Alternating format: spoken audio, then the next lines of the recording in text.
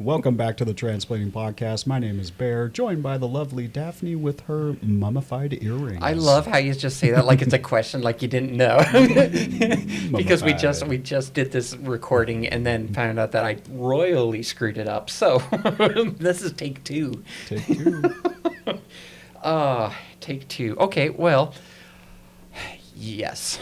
Today we got Kristen with us. Kristen is a therapist, and we also met at PFLAG, the tent for PFLAG in the Portland Pride, where Bear and I were we hadn't even got a episode off the ground at that point. It was still technically in a concept phase, but I mean, I think we were a week out from starting our first episode anyway, but I don't know. Anyway, that's where we met. So, Kristen, welcome to the podcast again. Yes. Thank you so much. I'm thrilled to be here. Thanks for having me. Again. This feels so awkward. We just recorded this and then come find out that I messed it up. So, anyway, I feel like the audio's off just a little bit, but I don't know where. So, we're just going to keep going. Anyway, welcome. Thank you. Yes. Okay, so let's start at the beginning, if you don't mind, where hear a little bit about your story, maybe what kind of led you into being a therapist, and kind of run that route. All right. Thank you so much. Well, let's see. Where do I start? It feels like we're recreating.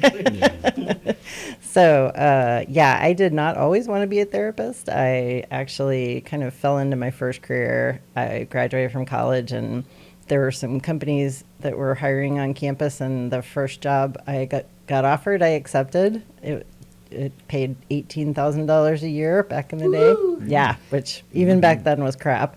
Yeah.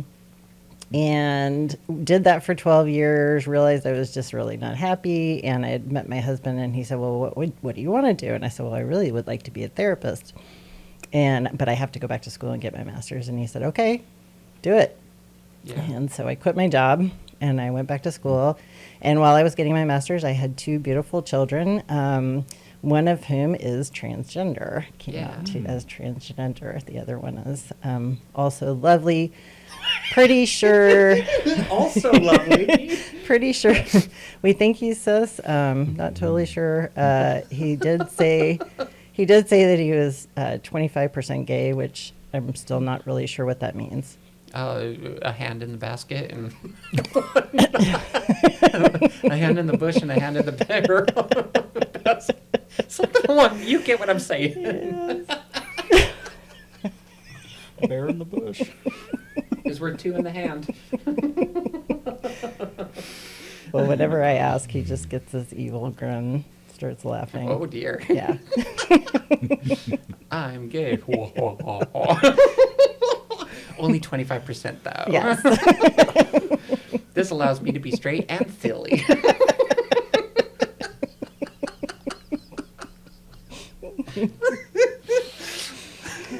Okay. Okay, so I have a kid that is trans, and this is Did you say half a kid?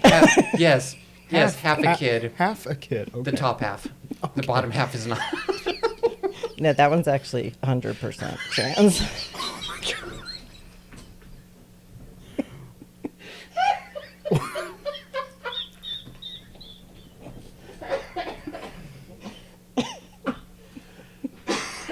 Oh my god. Oh my god, I was not ready for that. You weren't ready. If I had Dr. Pepper, I would have been coming out my nose on that one. Yeah. Oh, it's there. I had. Okay, well, so I cannot keep this conversation. No. Okay, kid, you have a kid that is trans, and this is an exciting thing for us because you, according to the best of our memory, you are the first parent of a trans kid on the show. Transparent. You're transparent. Yes. So you're the first parent of a kid that's trans that is on our podcast, and I think that would be an interesting place to run with this conversation.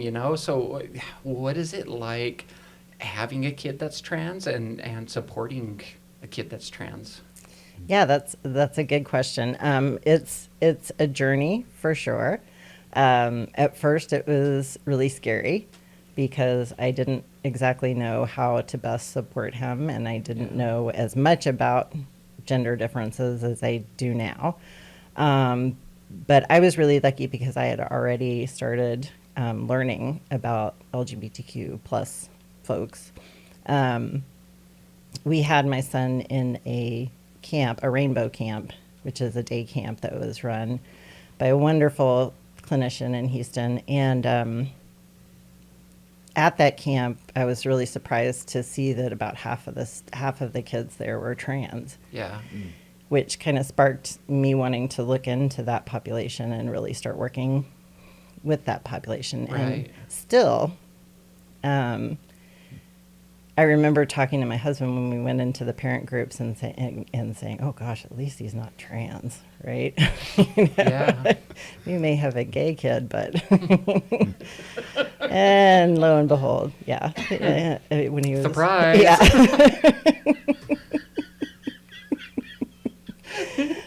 My tune has changed quite a bit, but yeah. So he came out when he was 14. It was a pretty big shock. Supporting him has really been pretty easy. I think, by the time he did come out, he had been struggling emotionally so much that I was like relieved. Right. Yeah. I was like, okay, finally I understand. This is something we can do about it, Right. And so we got him an affirming therapist and got him on hormones pretty quickly and just did the best we could to learn as much as we could. So getting a kid on hormones, it was, oh, you're trans, so we just got to rush in and load you up with the hormones because that's what groomers do, right? That's the myth or the stigma. That's the stigma around trans parents, is that it's, oh, we're just going to come in, we're going to chop your bits off, we're going to feed you, load you up on hormones, and we're going to screw the kid up. Yeah. And so is that how this process went? Well, oddly, no. We went in and first of all, it took months to get an appointment with the doctor who prescribes the hormones because she was very much in demand because there aren't very many doctors who do prescribe hormones to adolescents. And once we met with her, he had to have a complete medical evaluation, including, hormone levels and make sure that he was okay. So it probably took all in all about 4 or 5 months to actually get a prescription. But yes, all of my clients who come in who have newly discovered that they want to start hormones are like, yeah, we want it yesterday. Right. And I think that's the big fear, is that there's no, oversight. There's no putting on the brakes at all when it comes to prescribing hormones for younger people. Is there limitations on that, or is it just, yeah, let's go load you up? Yeah, no, there's definitely a process that you have to go through. And it depends on the doctors, but essentially in Houston, our experience was that you needed some kind of consultation with a psychotherapist who was educated. And then, you had to go through learning about all of the risks and sign off on that as a parent. Both parents had to sign off. Yeah. And then the doctors were pretty careful. What about in the instance where a kid doesn't have multiple parents? That's as long as this is my understanding. I'm not an attorney, but from what I understand, you need to have, if there's only one parent, then you need to have that parent's consent. But if there are two parents who have medical decision-making authority, then they both need to sign off. And that can be tricky sometimes because I have worked with teens who, their one parent is estranged. And it's very difficult then to access care. So how do you support a kid in that situation? Yeah. So I've had that situation. I've also had a situation where two parents are married and in the same household, but one of them is extremely non-affirming, Right. and the other one is. And in that case, I work with the client as I would any other teen and just say, hey, hang on till you're 18. You can make decisions for yourself then. But for now, this just isn't going to happen. So let's work on what we can do to socially transition and for you to feel more comfortable in your own space. Yeah. It's not ideal. No, it wouldn't be ideal. I'm just kind of thinking through my own story and the situations that I've been in where people are just like, hey, all you got to do, just make it one more day, just make it one more day, and one more day is never enough. And so I feel like in the context of a kid that they feel what they feel, they know what step that they feel is the next thing. It's been talked about and discussed, and this probably is the best step for them, at least up to the knowledge that they have at the time. Being told, hey, hold on for this date that's years ahead, that can be just a super overwhelming thing, and I imagine actually causes a lot of harm on the kids. Yeah. I think that's really where we do see some of this rise in, suicidality. Yeah. It's really sad. And at least if they are coming to me, they have one affirming person in their life, which makes a tremendous difference. Yeah. Even if it's just one parent that uses their correct name and pronouns and so forth, that can be really affirming and help the kids have hope. Right. And we had talked to Jeff on episode 3, and Jeff was telling us that just having one supportive, basically parent drops the suicidality rate down by 40%. Just having one person. Yep. Yeah, that's a massive drop. What do you say about people that are arguing for conversion therapy right now? That's a big thing that they're talking about. They're trying to push it. It's going through, if I remember right, it's going through a Supreme Court case right now. So what do you say about something like that where kids can be fixed? Yeah. This idea that they can be fixed. I say that that's incorrect. I mean, it's just wrong. And we can look at the research. We can look at how harmful conversion therapy has been for kids. I think most states have banned it, and there's a reason for that. And what's the reason? That it's absolutely harmful for children. I mean, it's for anybody. This is not something that they can change. This is their identity. Like, they have it or they don't, right? It's not. And what I would say to these older white men who are asking these questions and saying that is, what if you were forced to live as a woman? What if you were forced to be something that you're not? It's incredibly harmful. Okay, so talk to me about what somebody comes to you, they are just beginning to come out or they haven't came out yet. You get to be there at the start of this amazing journey. You get to see the growth. What does it look like when they're first coming to you and they are made probably nervous about even telling you? How does that process go? What does that look like? Yeah, it can be really nerve-wracking for them. And I try to create a space that is welcoming and affirming and where they can look around my office and see that there is a trans flag, that there is, have y'all heard of the blue high? Yes, Yeah. We talked about it last week. Yeah, I have a great big blue high that they can come and they can put on their lap and hug, and it's so soft. for my teens. Usually the adults don't do that, although some of them do. For someone that doesn't know, can you explain what the blowhigh is? Sure, the blowhigh is a stuffed shark that's created and manufactured and sold in IKEA. And it is trans colors, and so it's kind of been adopted by the community as a trans icon or trans, representation. I don't know if that's the best explanation. I mean, it makes sense though. Yeah. It's got the blue exterior. It's got the white where the kind of edge of the mouth is, whatever. Maybe even underneath it. I don't remember. Mm-hmm. And then the mouth inside is pink. Mm-hmm. Mm-hmm. So it has all the colors. And it's super soft, and you can put it on your lap and hug it, and it helps my clients to calm down a little bit if they're super anxious. Yeah. But my approach is to be excited about the gender exploration, to say, this is so cool that you're thinking about this stuff, and let's go through it together. You don't think that's leading by coming in just so excited like that?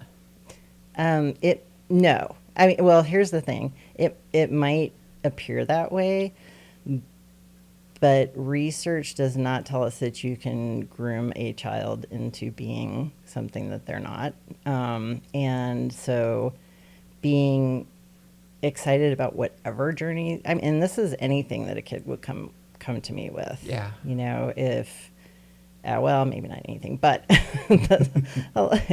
if kids are exploring their identity, I think that's really cool. I mean, that's the time, a really great time to do it, when you're changing and, discovering things about the world and about yourself. I think it's just really healthy and appropriate.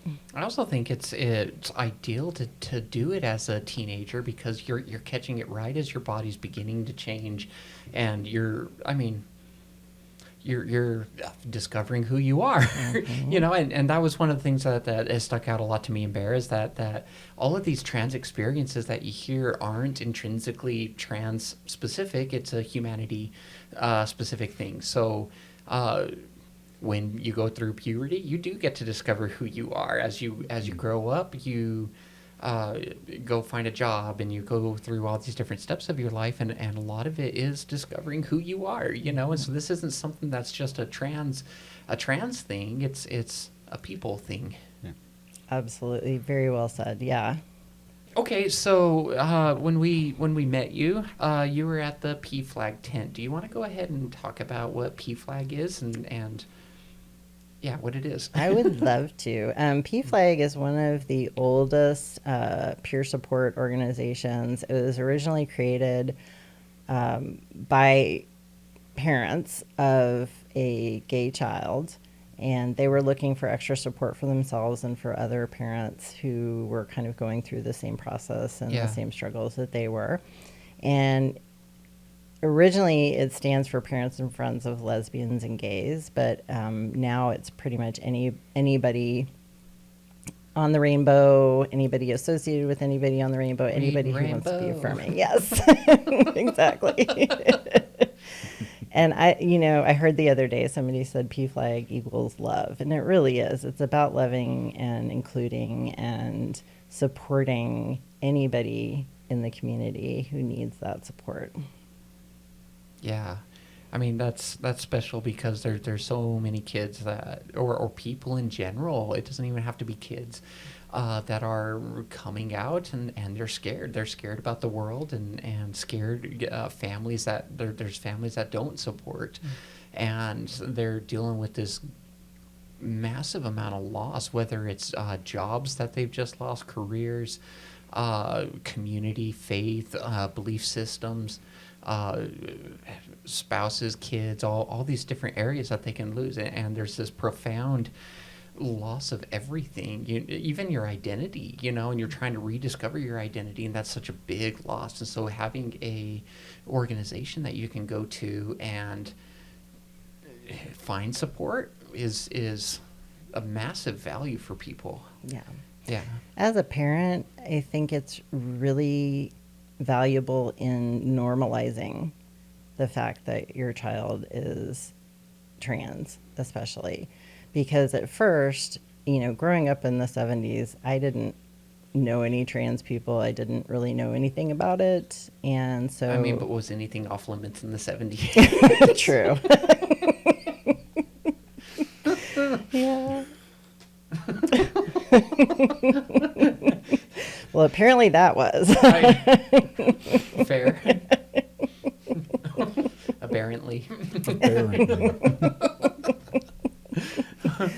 Yeah. Okay. So in the 70s. So yeah, growing up, I didn't know anything about Yeah. trans people, and so a lot of people my age now have teenagers, and that's a pretty typical time for, at least nowadays, for kids to really explore their identity and discover things about themselves that they didn't have words for before. Yes. Yeah.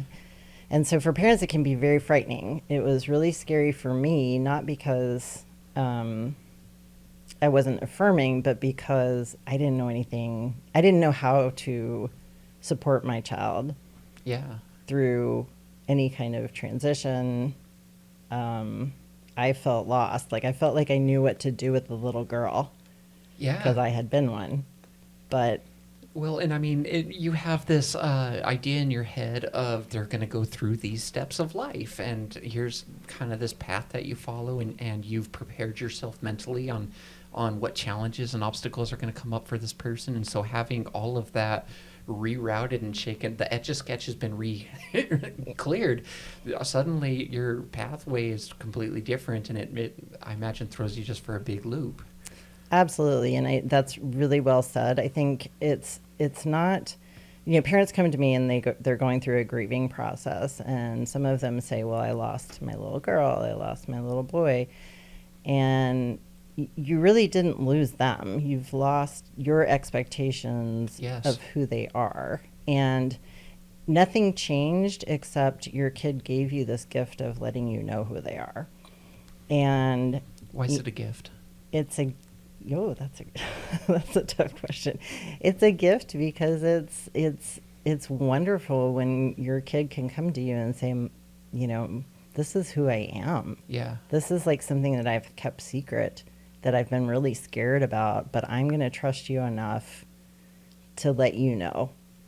And I mean, my son and I are closer today than we ever would have been Yeah. had he not come out as trans. And now at first I was super scared. Now I just think it's amazing. It's been such a blessing. Like I've been exposed to things I never would have thought about, Like what? like being marginalized, right? I mean, or That is interesting. being discriminated against. Yeah, I mean, when you're not in a community that is discriminating, you have that kind of privilege, it's a shocking experience to see the difference. Yeah. I grew up as a cisgender white woman. Christian, Mm, am I wrong on that? Not so much, Not but so much. but Just a wishin'. yeah, exactly. And we were middle class, and we had access to resources, and so I had never known. We're laughing. Fair. The stupid shit I Can't say. with you. Can't with you. So anyway, so I had never known. I mean, I guess being a woman, I had encountered some prejudice and so forth, but Yeah.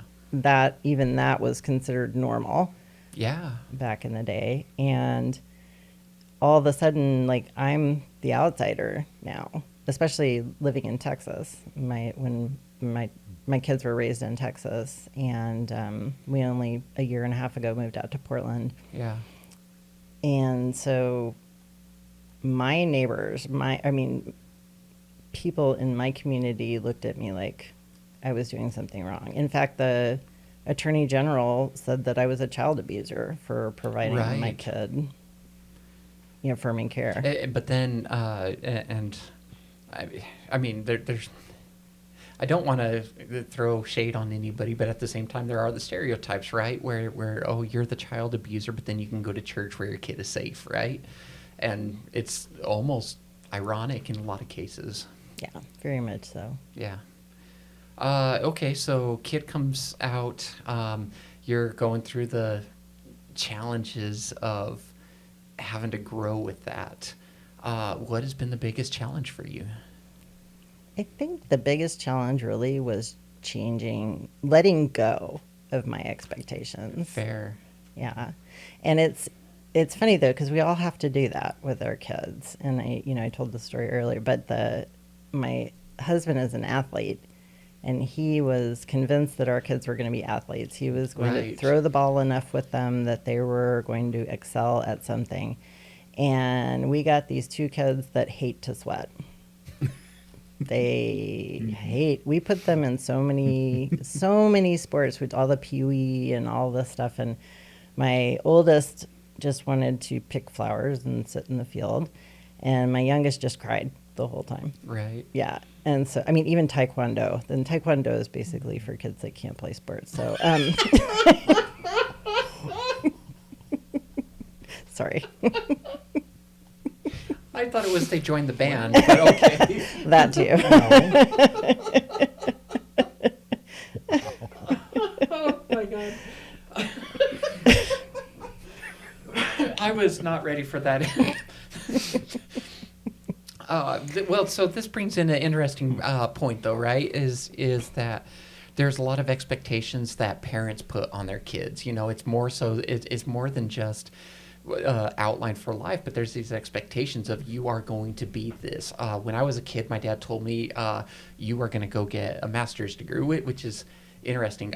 My sisters, he told them that they were all going to have bachelor's degrees, and for me, he told me I had to have a master's degree. Yeah, but that was very much the expectation. There was this expectation of here's what you have to be successful, and to be, I'm going to even say worthy, in a lot of cases, right? And so it's interesting that there's this expectation of this is what I think you're going to be, as not just the path you're going to follow, but who you're going to be. And that's something that had to be let go of. Absolutely. And it's really helped me even with my younger son, because just letting go of these expectations. For me, I was always expected to graduate from high school, go to college, get a degree, get a Right. job.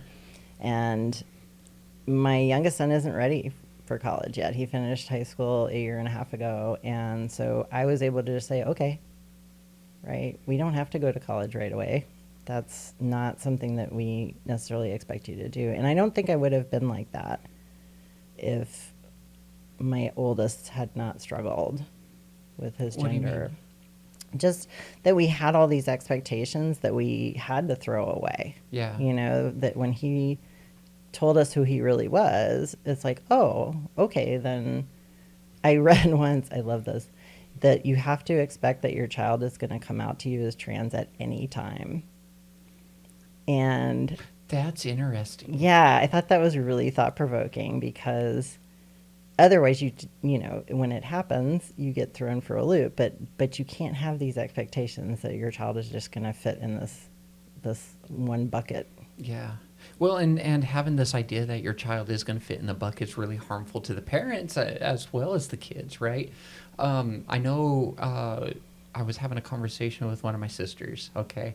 And I told them, I was like, you got 4 kids, there's a chance that one of them could be in the LGBT community. And I'm not saying that it's guaranteed, but it could be. And they go, don't say that about my kids. And I go, I mean, there's a real possibility. There's a statistical chance that one of your kids could be in the community, and they're watching you the way that you're parenting right now. They're watching you very closely to see how you handle that and how you handle the community, because it's going to tell them if you're safe around, for them to be around. And what are you going to do when that happens? Well, that's never going to happen. Well, you don't know that it's not going to happen, but what are you going to do if that happens? I mean, it strains the relationship between them, and they may walk away and not talk to you anymore. Right. They may not tell you in the first place. Right. They may not feel safe enough to let you know who they really are, which I can't imagine anything sadder than that. I don't care who my kids are or what they do. They're going to be my kids. And you said that your son coming out to you was relieving. Mm-hmm. You said it was relieving. And we know how, you reacted. What about the rest of the family? How did the rest of the family react? Great question. So my husband burst into tears, and then he got right on the bandwagon and learned as much as he could and loved the heck out of our kid. My youngest son, who's also autistic, we told him, hey, we got to tell you something. Your sister, your sister, it's actually your brother, and he's using this name and pronouns. And he was like, okay. And that was about it. Our extended families were kind of mixed. I mean, my family has always been very liberal. I think my mom had a tough time just worrying about, especially about when we decided to get him medical treatment.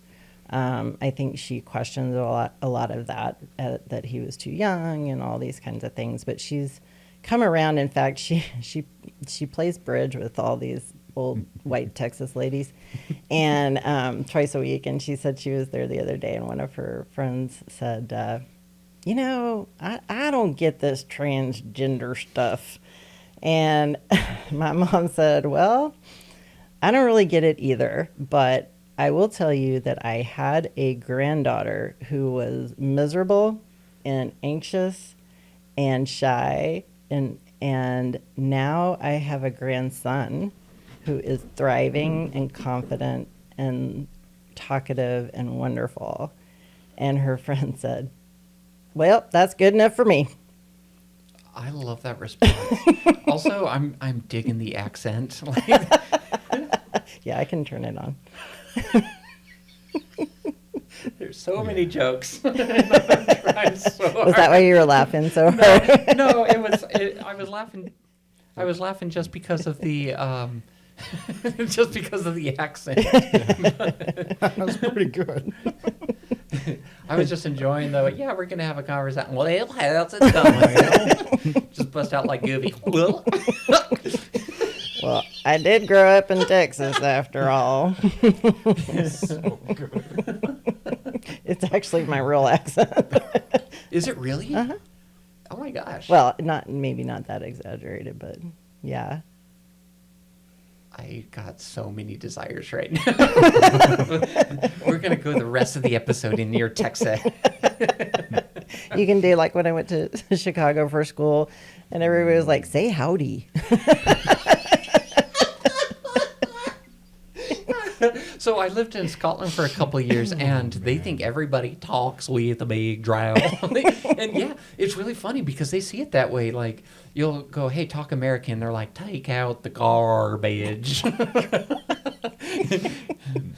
It's take out the garbage to the dumpster. Garbage can.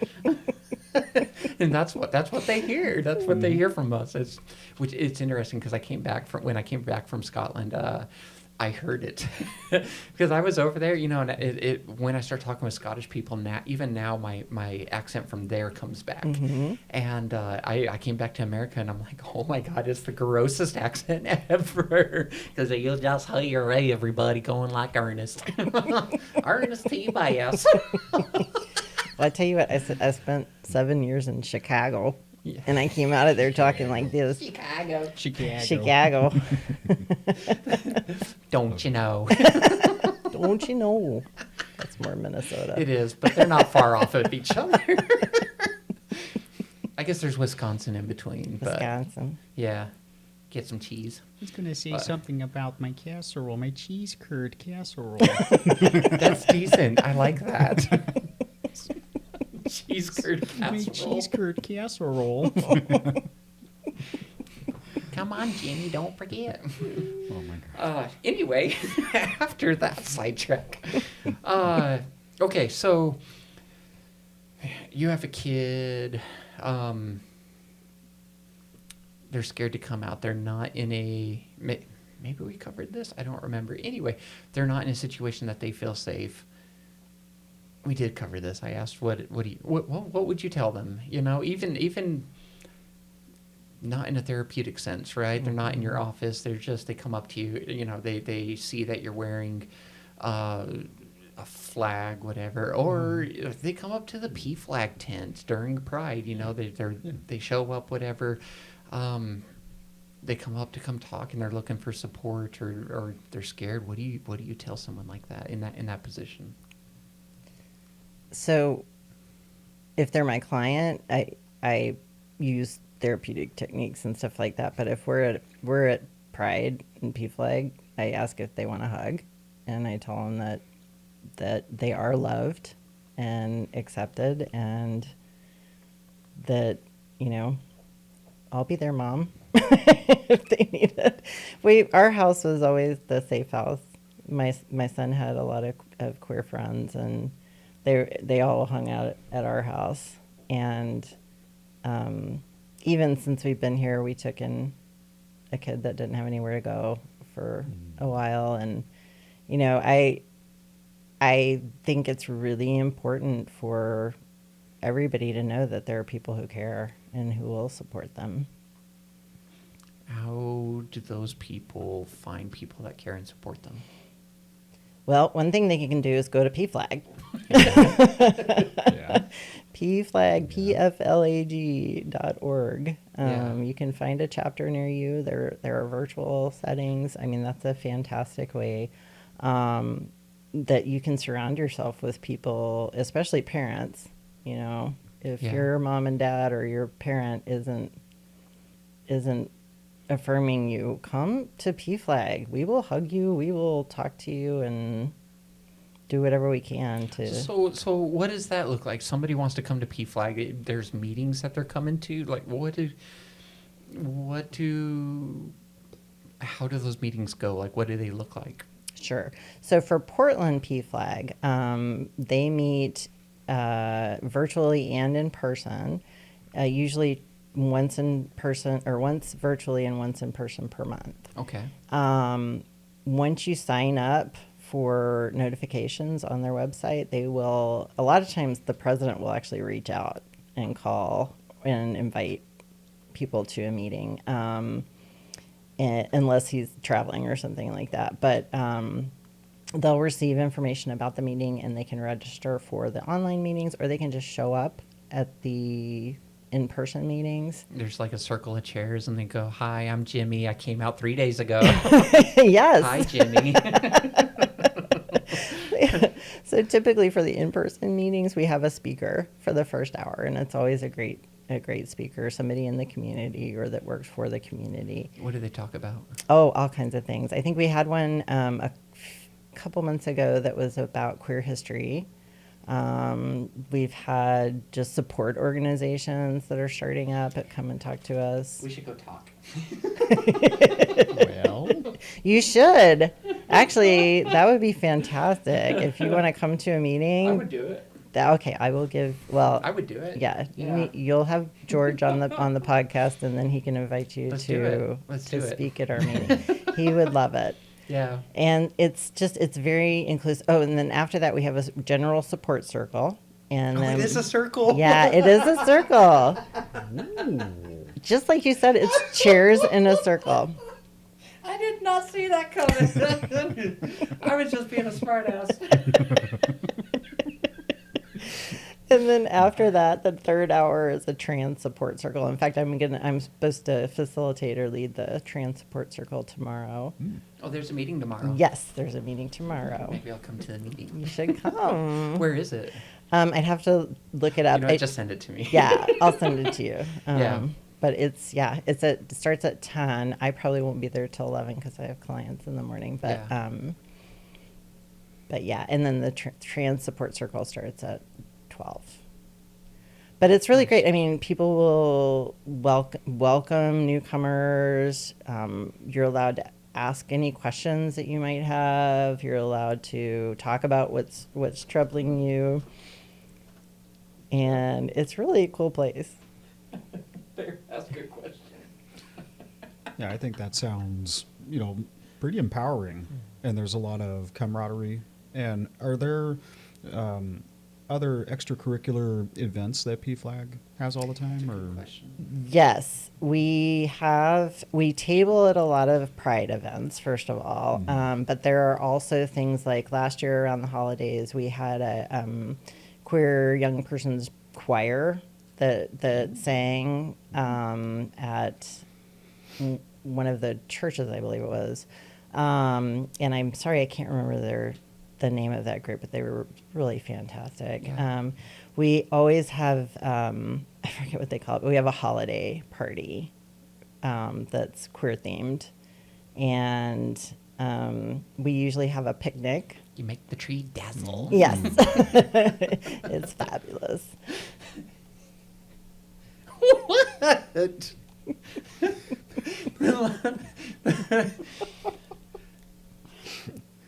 Oh, just from earlier, 25% gay, and I'm just thinking like it's only 25%. The top fabulous. 25% of the tree. Everything else is black and white. Yeah, that's what, Everything else is black and white. that's what popped The in my star is head. colored though, so that's all that matters. Yellow. Yeah. Okay. So there's events that you guys go to, and you're trying to promote your place. Do you also have like, I don't know. I'm just thinking like queer soccer or I don't know. That's a great idea. Yeah. No, to my knowledge, I don't think that we offer any kind of queer sports, but I'm sure that's an option somewhere in Portland. have an adult party where it's queer pong. Yes. I love that idea. You should suggest that when you come speak. Bear, yeah. See, Bear, it's like beer pong, but it's queer queer pong. So what we're gonna do is we're gonna have these rainbow balls, and we're gonna bounce the rainbow balls into the cups. Okay, so it's queer pong. Okay, let me explain it again. So you have the. You like how I transplained that to you? Oh, I know how to play beer pong. No, it's not beer. But see, okay, let's start over. It's not beer pong. It's queer pong because we have rainbow balls, and we have more than red Solo cups. It's all the colors Solo cups. You got to get the correct color in the Yes, cup. yes, okay. Color So coordinate. thank you. Yes, right. They got to match. So, I'm gonna keep transplaining if you let me. so for some reason that reminds me of college, right? Which makes me think, I'm not sure why, but that makes me think of my son. My son came out to Portland to get away from Texas Yeah. because We're back on track. It was gross. Actually, when he was looking at schools, his top two schools one was in outside of Portland and the other one was in Florida. And then, choice. yeah, and then the governor started the "Don't Say Gay" stuff, and he was like, "I can't go there." And I said, "No, I applaud that." But he came. Oh, his second year of college, he was president of his diaternity. Have you ever heard of those? No. It's a non-gendered Greek organization. So any gender person What's it called? can join. It's called a diaternity. Dieternity. Okay. And he was president of that for 2 years. And I was thinking I should suggest queer pong, but they don't do stuff like that. Like they get that you know of. well, at least the official events. I'm not saying they don't in their downtime, but the official, dieternity events are usually crafting or mug cakes or something Yeah. like that. Wait, mug cakes? Yeah, Yum. making mug cakes. Yum. Okay, I don't know what we're talking about You don't now. know what a mug cake is? Are they literally taking mud and just No, mug. mug cakes? They I don't know what a mug take a cake. mug, like a coffee mug, Yeah. and they put cake mix in it, and you make it in the microwave. Mm-hmm. And it's cake. Is in that a mug. thing? Oh, And then you yeah. can put sprinkles on it and stuff. It's great. Yeah, like little teaspoons and tablespoons into a mug. And, stir it up, put it in the microwave. Do you want me to transplant that to you? Yes. Okay. Well, a microwave is this device.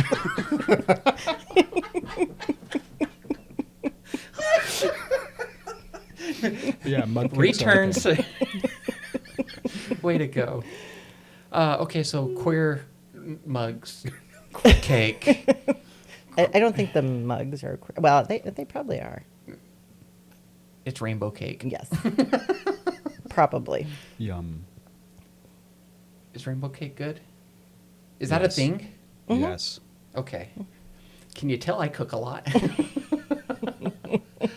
No. Okay. Your son is in school still. Yes. How are they accepted, welcomed, all of that? They have been amazingly welcomed at their school. They love it out there. Like I said, they have a dieternity, which I had never heard of before. And their group of friends is all queer. In fact, most of, well, let's see, no, two of his roommates are trans. Anyway, he's got a really good support system, and these are the nicest kids you've ever met in your life. The hormone levels are off the charts. Yes.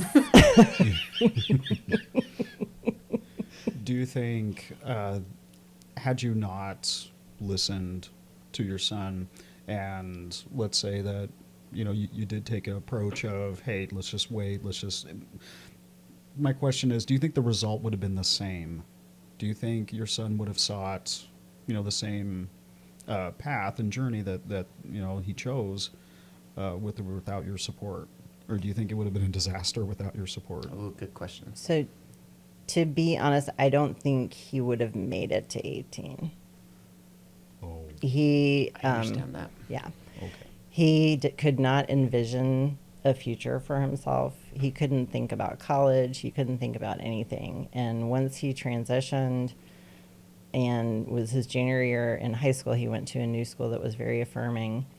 They had this junior week where they slept at the school and went to classes and had to get themselves up and had to budget and shop for themselves and cook for themselves and stuff like that. And they also just talked about college like the whole week. And he came home and he was like, I'm going to go to college.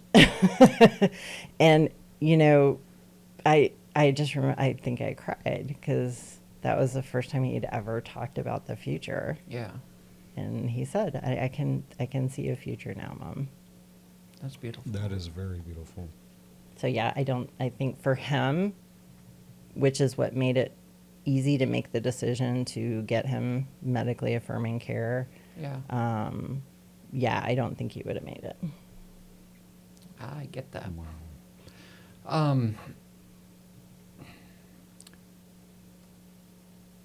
What have you seen? Because you have people coming in all walks of life. They're all different stages of transition. What have you seen to be the most affirming thing for people? What brings them the most joy? Yeah.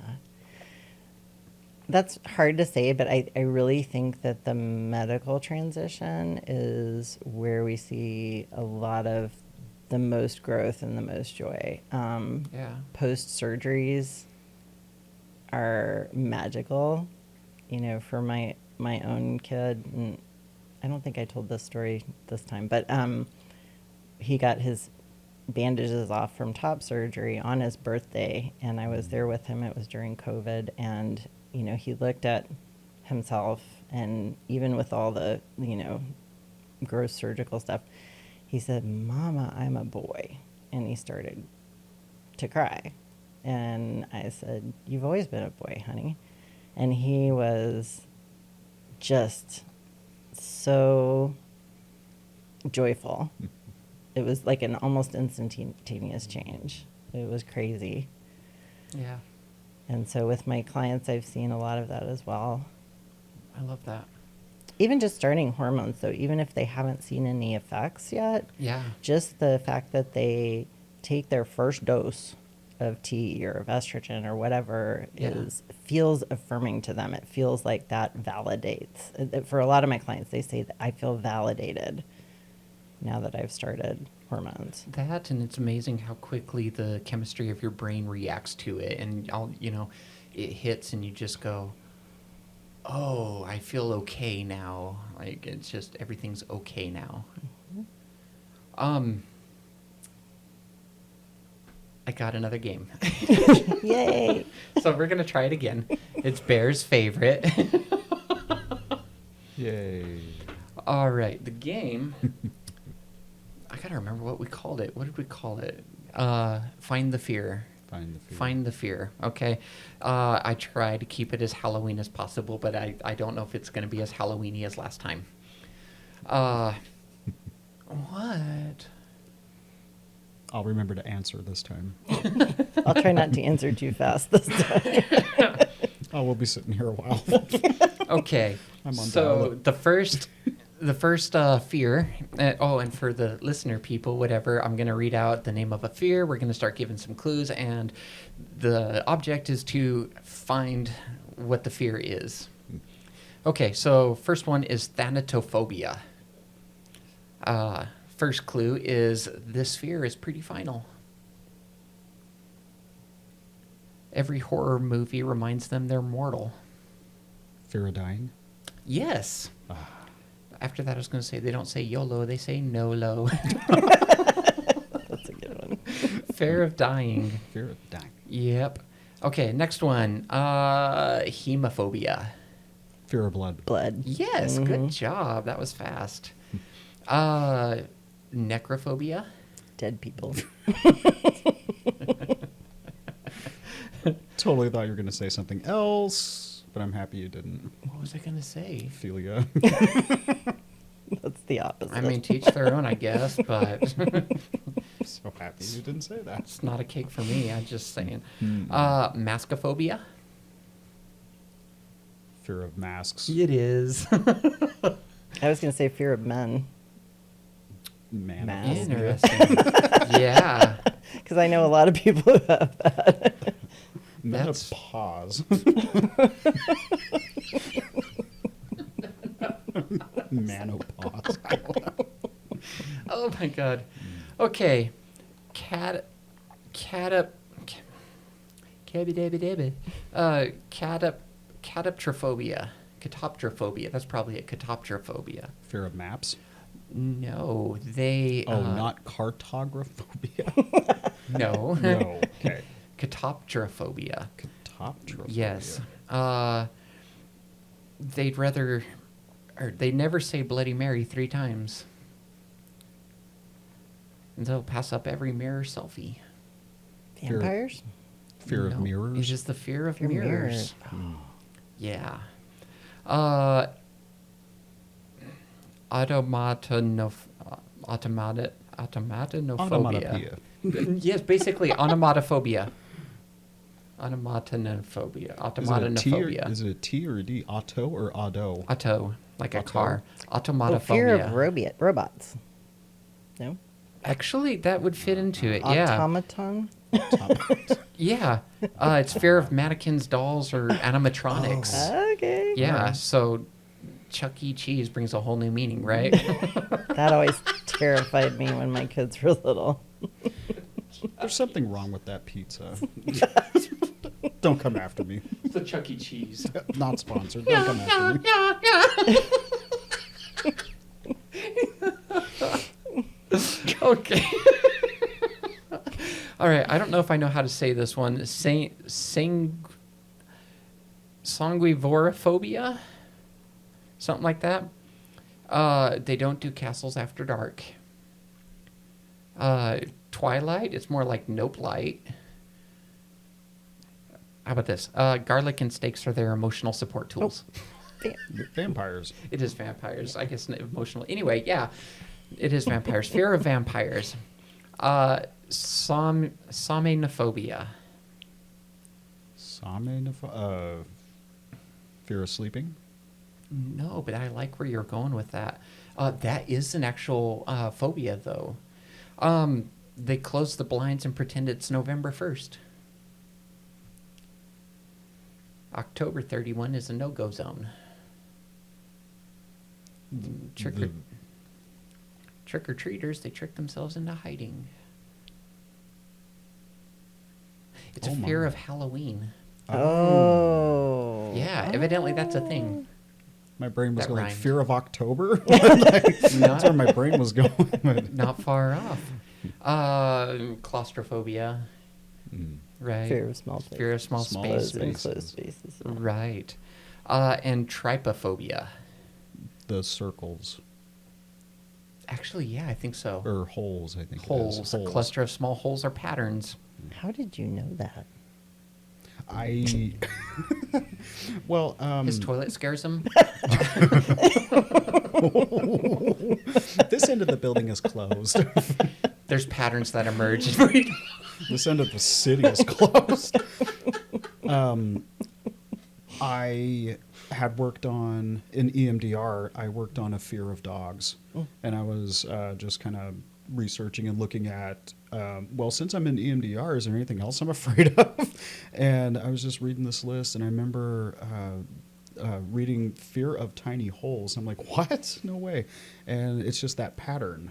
You know, it's just, so I learned of that just trying to work through my own issue and fear, and had some success. I'm able to coexist with dogs because I recognize, yeah, they become part of your family. They're fantastic service animals, and who am I to say that your pup has to go chill in the other room because I'm present? Oh, I will say no. that. I will totally say that 100%. Yeah, that is definitely a you thing, but I recognize that to make it a me thing for Bear to coexist, and I jumped into EMDR, which led me down this rabbit hole of looking at a bunch of different fears. Oh, And that's so, yeah, I do fantastic. remember that one, fear of holes, and I'm like, oh, poor pasta. You know, like, Pasta. yeah, you think about all the little circles and the holes of any pasta. I mean, technically, isn't that like an ellipsis or something along those lines? Well, to me, it's like abstract art, but it's the pattern of a bunch of tiny little holes. I think of pasta for some reason. Okay. I'm. Like rigatoni, all standing up, and you just. Why's got it this gotta be pattern of Tony, huh? holes. Rigatoni. Yeah. So why's it got to be Tony? What are you doing? It's the pasta, not the person. Rigatoni. What are you rigging them to, huh? In the sauce. Well, Anyway. I love that you did EMDR. I am Yeah. certified in EMDR, and it has helped so many of my clients, and it's helped me too. Yeah. I've done it myself. So, working with the LGBTQ plus population, there's a lot of trauma. There's a lot of trauma. Yeah, and so that was something that I got certified in during the pandemic, and I love it. Does everybody have trauma? Yes. I mean, the short answer, yes. I would say there are big T's and little T's. You know, Yes. the big T trauma is things like, assaults or gun violence or, natural disasters. We lost our house in a flood in Houston. Oh, wow. There was some trauma there for my whole family. But there's also little T's, which are just little things that hit you the wrong way or erode your self-esteem, comments from parents, comments from teachers. Church. Yeah, church. There's a lot of religious trauma that I see in the trans population Yeah. in general. Fair enough. Mm-hmm. Kristen, thank you so much for coming on the podcast again. Yes. Since I messed up the last one gloriously. Although, you know what? I'll still probably release it anyway and just call it a bonus episode. So, I mean, they're just, I don't know, I wasn't going to, but I felt like this was just a completely different conversation. You know, there was a little overlap, but for the most part, it was different, I It think. was. So, Yeah. yeah. I still enjoyed it. It took us a little bit to get into it, but yeah, I enjoyed it. I really enjoyed it too. Thank you so much for having me. I enjoyed it both times, but I do think I was a little more on the first one. So I was too. if you haven't listened to that, go for it. We're going to release the bonus episode before the actual episode. Yeah, why not? Why not? Yeah. And then thank you to listeners of the Podience, I should say. You can find us Such a on... dork. Huh? You're such a dork. Okay, well, you can find us on Facebook and Instagram and TikTok, as well as Spotify and YouTube. If you would like to be a guest on the pod, you can email Daphne at transplantingpodcast.com, or you can visit the website, transplantingpodcast.com.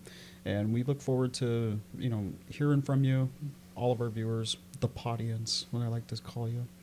And as always, welcome to the family. More.